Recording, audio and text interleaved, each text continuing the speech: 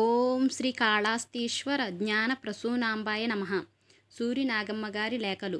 భగవాన్ అరుణాచలేశ్వర ఆలయానికి వచ్చిన మొదటి రోజుల్లో ఆలయ ప్రాకారంలోని ఇప్ప చెట్టు క్రిందో, పూదోటలోనూ, వాహనం మండపంలోనూ, ఇంకా అక్కడక్కడ శరీరాన్ని లక్ష్యం చేయకుండా కూర్చుని ఉన్నప్పుడు అటి వచ్చిపోయే జనసామాన్యం వారిని చూసి జడం వలె కూర్చుని ఉన్నాడు, ఎవరో పిచ్చవాడు అని అనుకుంటూ పోయేవారని, వారి మాటలకు తమలో తామే నవ్వుకుంటూ ఈ పిచ్చ అందరికీ పడితే ఎంత బాగుండును అని అనుకునేవాడినని భగవాన్ అనేకసార్లు సెలవిచ్చి చెప్పారు.